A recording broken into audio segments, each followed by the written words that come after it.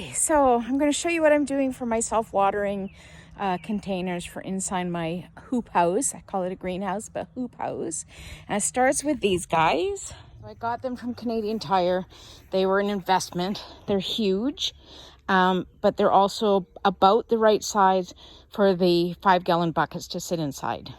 Don't judge my cutting skills, but I jigsawed a square into each of these and then a hole in the corner where the hose can go in to fill the bottom container with water, and then the pots are going to sit on these and the soil is going to connect. In the videos that I had watched, they talked about getting this 5-gallon bucket to be at the same height as your container that's going to be holding the water, so the lid is right on top. And they were saying, you know, measure it, cut off an inch, inch and a half. I didn't want to do that, so I thought, get a pool noodle. It's squishy, so it's going to squish down to the proper height.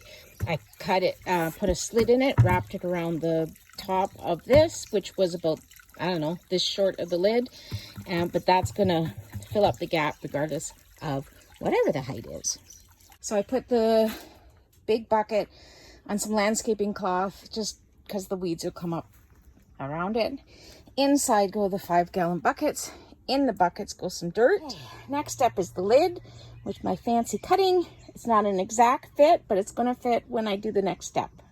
Okay, so I've taken some strips of landscaping cloth and tucked it in so it's like a funnel. And the bag's going to sit inside and it's going right down into the soil in the bucket. It's taking the cloth garden bags, pot bags, and cutting an X in the bottom, because those are going to tuck down into that funnel that I created. So we have them tucked down in.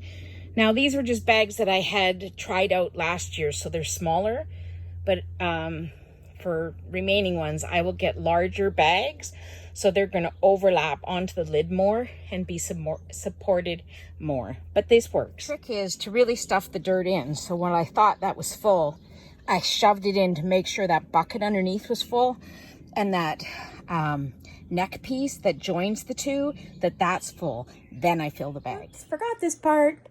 You got to fill it up with water, and then your soil is going to compact, and you have to fill up the soil again. Water, soil, water.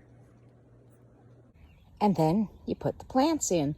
So these are cucumbers, so I'm guessing a string up to the crossbeam here for them to climb. Never done that before, so that'll be new. So I have 2 bins, 6 containers, 2, sometimes 3, but 2 plants to a container, nice and spread out. And yeah, there we go.